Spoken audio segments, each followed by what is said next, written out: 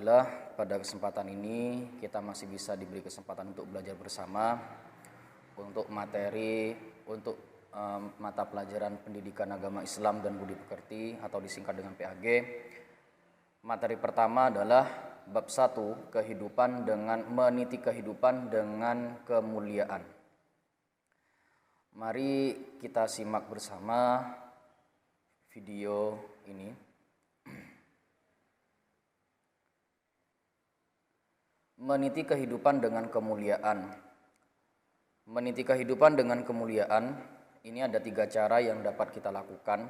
Yang pertama dengan cara pengendalian diri, yang kedua prasangka baik, dan yang ketiga adalah persaudaraan atau ukhuwah Islamiyah. Dari 3 hal ini dapat kita lakukan untuk kegiatan kita sehari-hari, untuk berinteraksi dengan orang lain. Pengendalian diri atau dikatakan mujahadah an-nafsi adalah sebuah perilaku menahan diri dari segala perilaku yang dapat merugikan diri sendiri dan juga orang lain, seperti sifat serakah atau tamak. Pengendalian diri ini adalah suatu hal yang membuat diri kita itu bisa menjauhi hal-hal yang buruk untuk kita lakukan. Supaya apa? Supaya orang lain tidak dirugikan. Bahkan terkadang kalau ini tidak dilakukan atau melakukan hal-hal yang buruk, maka yang rugi bukan hanya orang lain, terkadang diri kita sendiri. Yang kedua adalah dalil tentang pengendalian diri. Hadis Nabi An Abi Hurairah radhiyallahu anna Rasulullah sallallahu alaihi wasallam laisa syadidu bisur'ati innama syadidul ladzi yamliku nafsahu 'indal ghadab. Artinya adalah orang yang perkasa atau orang yang kuat bukanlah orang yang menang dalam perkelahian, akan tetapi orang yang perkasa adalah orang yang bisa mengendalikan dirinya ketika dirinya marah.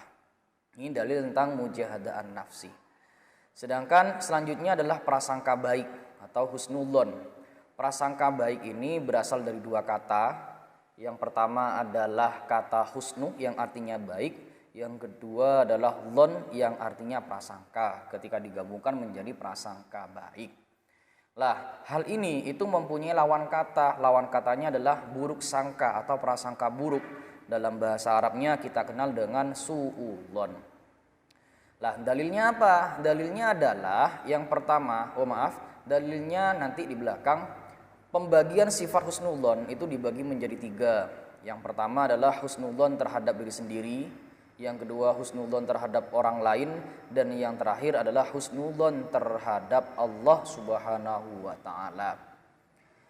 Lah, 3 pembagian ini harus kita pahami. Terkadang kalau husnudzon terhadap diri sendiri maksudnya kita yakin, keyakinan kita untuk yakin bisa melakukan sesuatu. Yang kedua terhadap orang lain supaya tidak punya prasangka baik. Atau yang terakhir adalah husnudzon terhadap Allah Subhanahu wa taala supaya kita itu bersyukur. Karena apa? Allah itu terkadang memberikan apa yang kita butuhkan, bukan apa yang kita minta. Oleh karena itu, positive thinking-lah terhadap apa yang diberikan Allah terhadap kita. Dalil tentang husnudzon yaitu ya ayyuhalladzina amanu jtanibu katsiran minadh-dhanni inna ba'dadh-dhanni ismu wa la tajassasu wa la yaghtab ba'dukum ba'dha ayuhibbu ahadukum ay ya'kula lahma akhihi maitan fakarihtumuh wattaqullaha innallaha tawwabur rahim. Artinya adalah wahai orang-orang yang beriman, jauhilah banyak dari prasangka, sesungguhnya sebagian prasangka itu dosa. Dan janganlah kamu mencari-cari kesalahan orang lain, dan janganlah ada di antara kamu yang mengunjing sebagian yang lain. Apakah ada di antara kamu yang suka memakan daging saudara yang sudah mati? Tentu kamu merasa jijik. Dan bertakwalah kepada Allah, sesungguhnya Allah Maha menerima taubat, Maha penyayang.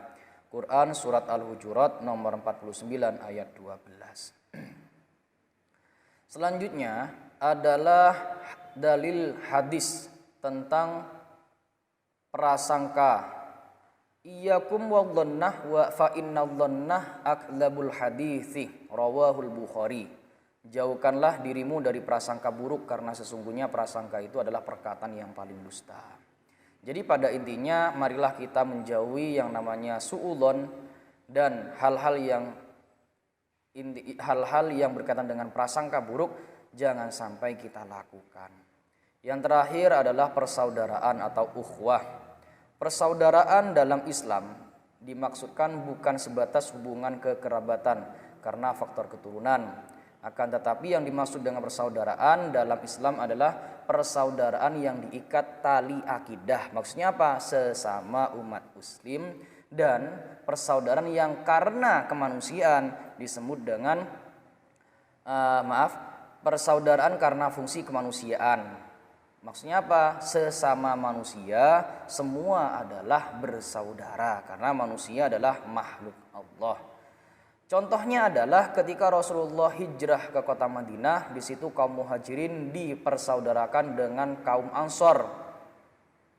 Nah, serta menjalin hubungan persaudaraan dengan suku-suku yang lain yang tidak seiman dan melakukan kerjasama dengan mereka.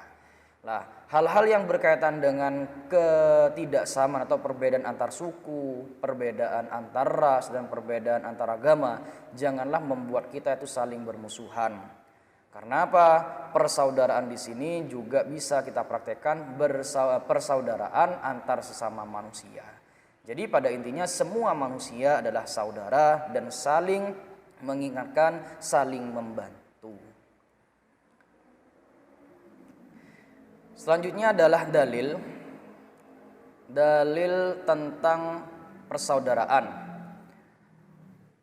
Masalul mu'minina fi tawaddihim wa tarahumihim wa ta'atatihim masalul jasadi idza ishtaka minhu udwun lahu sairal jasadi bis-sahari wal humma. Perumpamaan orang-orang mukmin dalam saling mencintai, saling mengasihi dan saling menyayangi seperti satu tubuh. Apabila satu organ tubuh merasa sakit akan menjalar kepada semua organ tubuh, yaitu tidak dapat tidur dan merasa demam. Ini adalah hadis riwayat Muslim. Baik, mungkin hanya ini yang dapat disampaikan dari beberapa materi, dan inti dari video ini adalah yang pertama, pengendalian diri adalah perilaku sebagai upaya untuk tetap berada dalam setiap kebaikan. Yang kedua, prasangka baik adalah sifat di mana orang lain dipandang sebagai sesuatu yang baik dan harus diperlakukan secara baik. Quran surat Al-Hujurat, kita diperintah oleh Allah agar senantiasa menjaga dan menciptakan perdamaian, memberikan nasihat kebaikan dan mendamaikan perselisihan saudara dengan saudara yang lain.